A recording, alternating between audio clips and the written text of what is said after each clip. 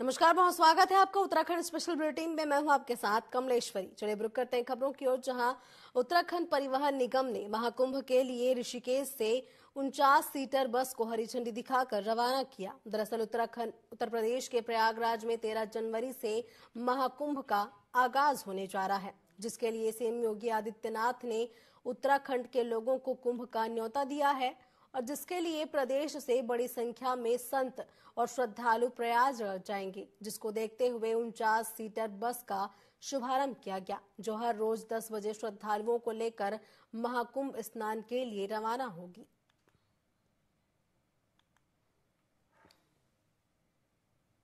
ये कुंभ मेला स्पेशल लगाई गई है श्रद्धालुओं को देखते हुए।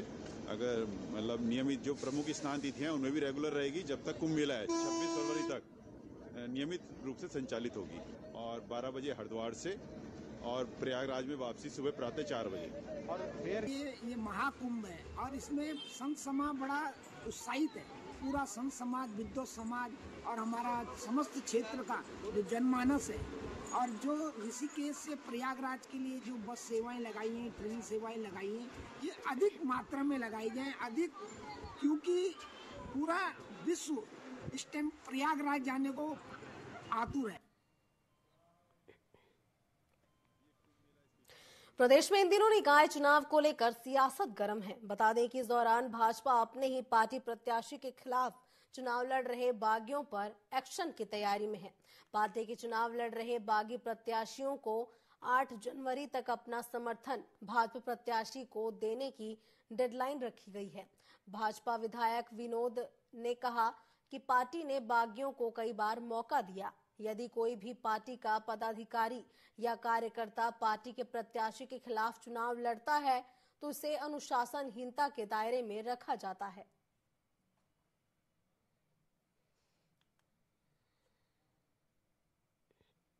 और स्वाभाविक बात है, वर्षानुवर्ष जो पार्टी में काम करेगा, अगर वो कहीं दिशा भ्रम हो रहा है, कहीं भ्रमित हो रहा है या उसकी महत्वाकांक्षाएं हिलोरे ले रही है, उसके कारण वो गलत निर्णय ले रहा है, तो हमारी ये भी जिम्मेदारी का उसको समझाए बुझाए और एक बार प्रयास करें कि उसका राजनीतिक भविष्य खराब न हो, पार्टी साथ बना रहे। लेकिन बहुत समझाने बुझाने के बाद भी अगर कार्यकर्ता नहीं मानता, हरदर्मी पर उतरा हुआ है, तो फिर पार्टी को अनुशासन के डंडा चलाना पड़ता है। वहीं देहरादून में आगामी 12 जनवरी को अंतर्राष्ट्रीय उत्तराखंडी प्रवासी सम्मेलन का आयोजन किया जाएगा, जिसमें अभी तक करीब 70 से अधिक प्रवासियों ने अपना रजिस्ट्रेशन करा लिया है। आपको बता दें कि प्रदेश सरकार वेलनेस, कौशल विकास, शिक्षा, कृषि, आयुष के तहत कई 7 अन्य सेक्टर में निवेश के बारे में विचार कर रही है। अंतर्राष्ट्रीय उत्तराखंडी प्रवासी सम्मेलन का शुभारंभ सीएम पुष्कर सिंह धामी करेंगे।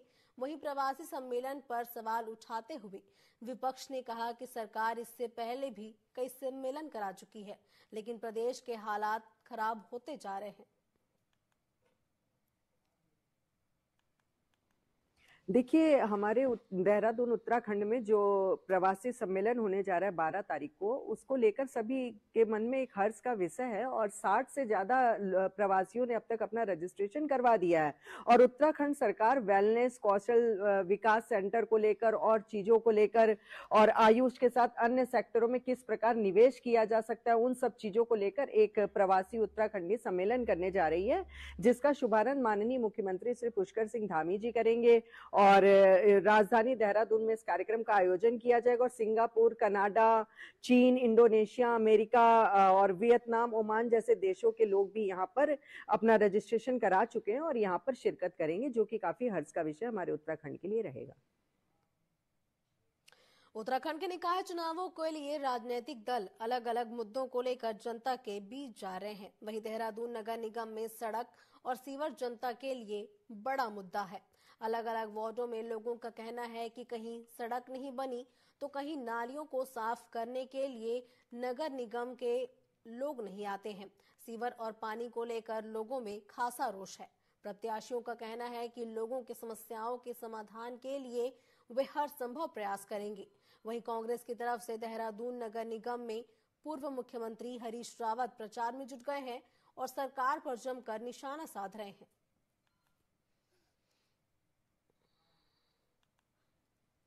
पार्टी के बहुत शुक्रगुजार हैं, एक बहुत शानदार उम्मीदवार दिया है और सबसे बड़ी बात यह है कि पार्टी शानदार तरीके से एकजुट होकर के इनके पीछे खड़ी है और जब कांग्रेस एकजुट होती है तो जीत निश्चित होती है और कांग्रेस इस समय एकजुट खड़ी है। देहरादून की अगर बात करें, स्मार्ट सिटी में 2800 करोड़ रुपए खर्च हो गए लेकिन शहर स्मार्ट नहीं हो पाया। ये इसको लेकर किसको जिम्मेदार? ये तो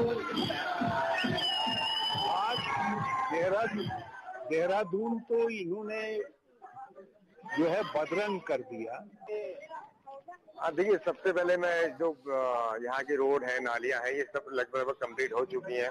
मैंने यहाँ पर सबसे बड़ी समस्या हमारे जो लक्कड़ मंडी की थी, एक लक्कड़ मंडी है और एक मक्का मस्जिद है। यहाँ पर लक्कड़ मंडी में तो आज तक सीवर लाइन डली नहीं थी।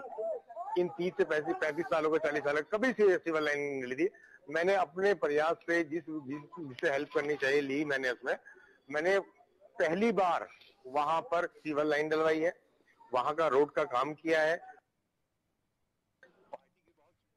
वहीं अल्मोड़ा नगर निकाय चुनाव इस बार कांग्रेस और बीजेपी के लिए प्रतिष्ठान का सवाल बना हुआ है। अपने अपने प्रत्याशियों को जीत दिलाने के लिए दोनों दलों के बड़े नेता पूरी ताकत से चुनाव प्रचार में जुटे हुए हैं। विधायक मनोज तिवारी कांग्रेस प्रत्याशी के समर्थन में माहौल बनाने के लिए डोर टू डोर जाकर जनसंपर्क कर रहे हैं, तो वहीं बीजेपी के स्थानीय दिग्गज नेता अपने प्रत्याशी को विजय बनाने के लिए जी जान लगा रहे हैं। विधायक मनोज तिवारी ने इस बार फिर जीत का दावा किया है। वहीं दूसरी ओर बीजेपी युवा मोर्चा के पूर्व प्रदेश अध्यक्ष कुंदन लटवाल ने कांग्रेस के गढ़ को तोड़ने और भाजपा की जीत सुनिश्चित करने की बात कही।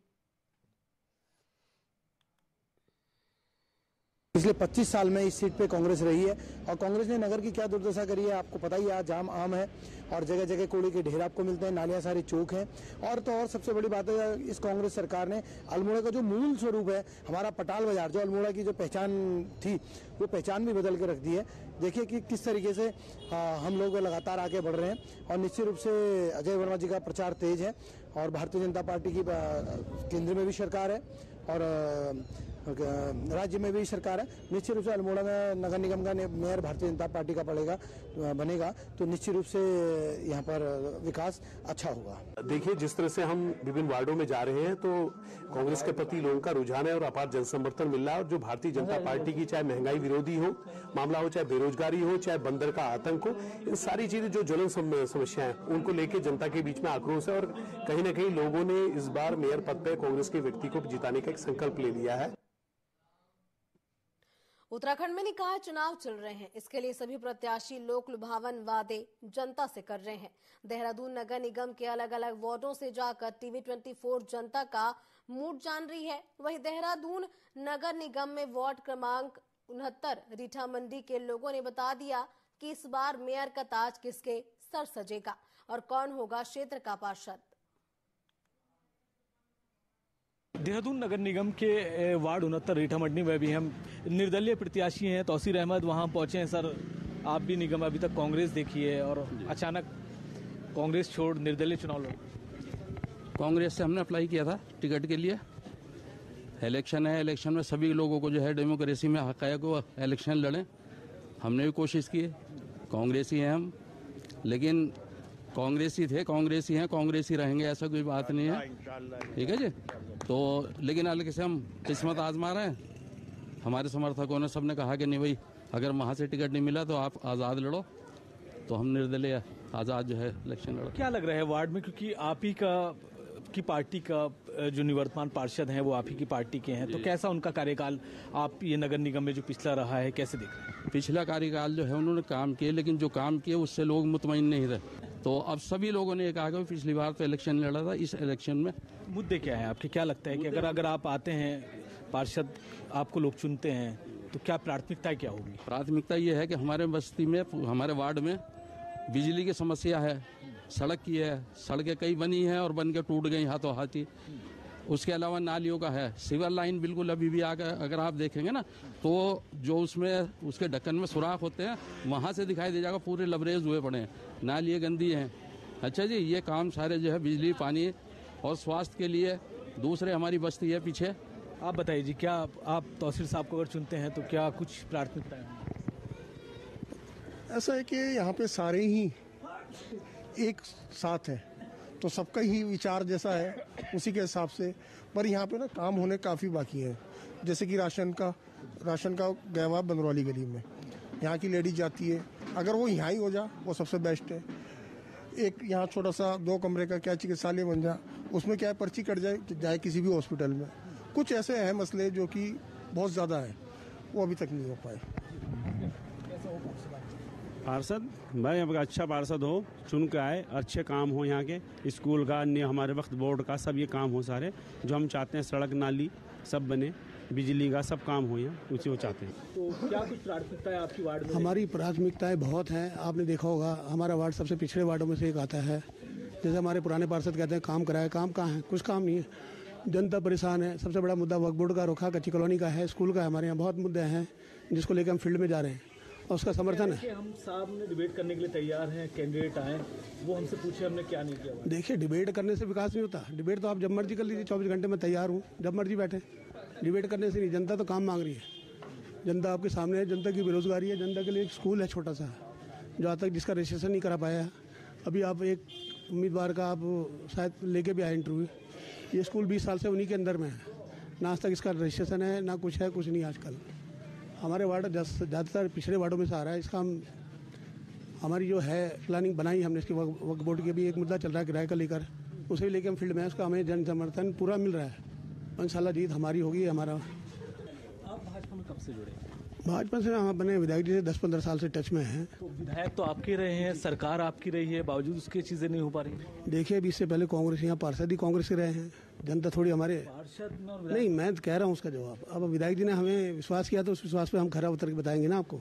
एक बार सीट हम इंशाल्लाह हमारी जीत पक्की है तो मान लेंगे, और ये विश्वास हम जनता का पूरा विश्वास पे खरे उतर के दिखाएंगे, और विकास जो हमने कराया और आगे भी करेंगे। बिल्कुल।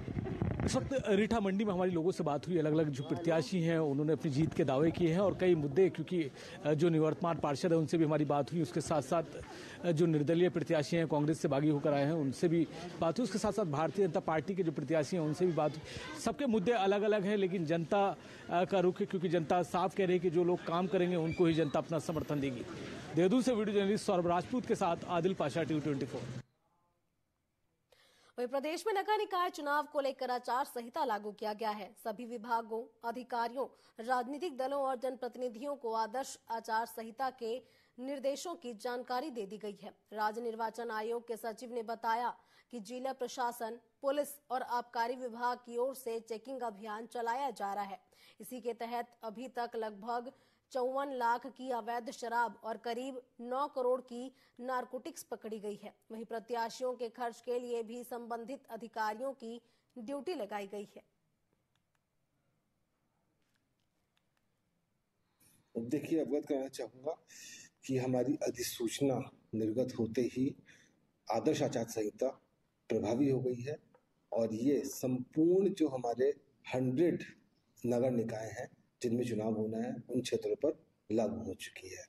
इससे संबंधित जो हमारे दिशा निर्देश हैं, क्या करना है क्या नहीं करना है, उसकी जो है बुकलेट सभी संबंधितों को, राजनीतिक दलों को और जिलों को, अधिकारियों को, शासन को, सभी को उपलब्ध करवा दी गई है, और इससे संबंधित विभिन्न पत्रों के माध्यम से भी जो है निर्देश निर्गत किए गए हैं। इसके प्रभावी जो है मॉनिटरिंग के लिए जो है टीमों का गठन किया गया है डिस्ट्रिक्ट लेवल पर। इसमें आबकारी, प्रशासन और पुलिस विभाग के जो टीमें हैं वो बहुत ही एक्टिवली काम कर रही हैं।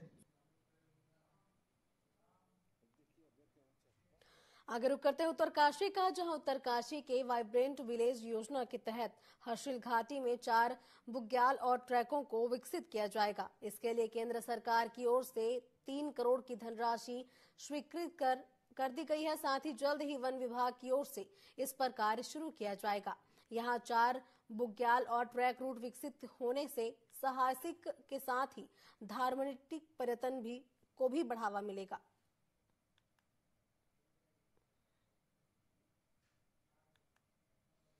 विलेज में देखो, लगातार इसमें कार्य योजनाएं पहले बनी थी जो भारत सरकार की, वहाँ से लगातार जो हमारी योजनाएं हैं वो स्वीकृत होते जा रही है, और कुछ बड़ी योजना भी इसमें हम लोग अभी प्रस्तावित किए हैं और अभी और कर रहे हैं। मूल उद्देश्य ये है, हमारी पूरी जो हर्सिल वैली है वो पूरे उसमें 8 गांव, उसमें आबादी वाले गांव हैं, 2 हमारे उसमें जो अभी गैर आबाद गांव हैं, तो उनका पूरा एक हिसाब से ब्लूप्रिंट हमारा तैयार किया जा रहा है।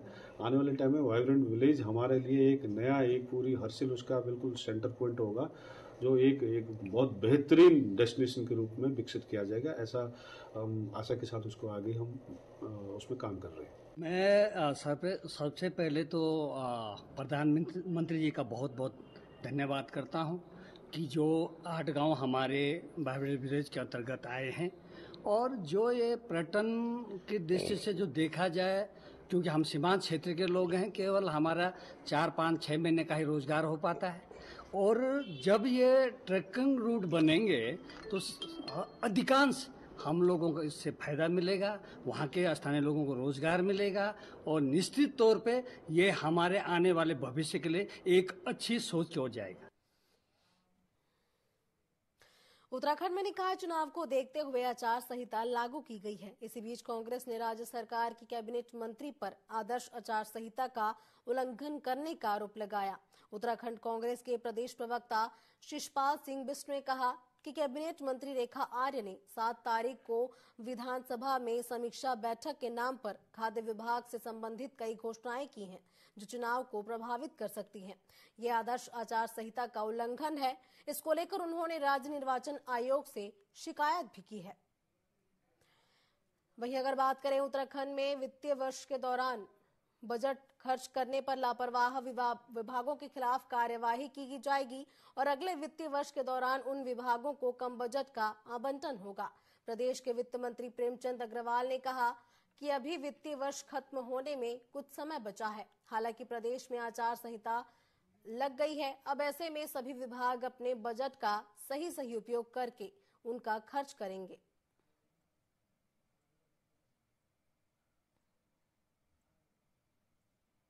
अपने विभागों की समीक्षा करते रहे हैं। मेरे द्वारा भी अनेकों बार समीक्षा की गई। विभागीय अधिकारी भी इसकी समीक्षा लगातार कर रहे हैं, और मैं ऐसा महसूस करता हूं कि कुछ विभाग ऐसे हैं जिन्होंने अच्छा परफॉर्म किया है, कुछ विभाग ऐसे भी हैं जो बहुत ज्यादा, जो अपेक्षित खर्च उनसे हम लोग उम्मीद कर रहे थे वो नहीं कर पाए। अभी हमारे पास समय, हालांकि इस टाइम आचार संहिता लगी है, लेकिन जो काम चल रहे थे उन पे वो हमने कहा है कि तेजी लाएं। वहीं खटीमा में जिला निर्वाचन अधिकारी और वरिष्ठ पुलिस अधीक्षक ने मंडी समिति स्थित स्ट्रांग रूम और मतगणना स्थल का निरीक्षण किया। इस दौरान जिला निर्वाचन अधिकारी ने स्थानीय अधिकारियों को निर्देश देते हुए कहा कि 25 जनवरी को मतगणना होगी, इसीलिए सभी तैयारियां पहले से ही पूर्ण कर ली जाए। साथ ही उन्होंने उप जिलाधिकारी को परीक्षा के लिए एक रूम बनाकर कंप्यूटर व्यवस्था कर बैरिकेड्स करने के निर्देश दिए। ये पाया कि वहाँ पे तैयारियां की जो शुरुआत, इसमें हम लोगों ने पूरे निर्देश भी दिया गया कि कैसे स्ट्रांग रूम बनने हैं, कैसे प्रेक्षकों के बैठने की व्यवस्था रहेगी, कहाँ पे आपकी रिसिप्ट और डिस्पैच किए जाएंगे। तो इसमें पूरी तैयारियों का आकलन कर लिया गया है। यहाँ पे काम शुरू हो जाएगा बहुत जल्दी। यहाँ पे आप देखेंगे कि जो पूरा हम लोग जिस हिसाब से बैरिकेडिंग होती है, जिस हिसाब से निकाय की व्यवस्था करनी होती है, काउंटिंग की व्यवस्था होगी, वो पूरी तैयारी 5-6 दिन में पूरी हो जाएगी। न्यूज अपडेट में फिलहाल बस इतना ही। आप बने रहिए TV24 के साथ। नमस्कार।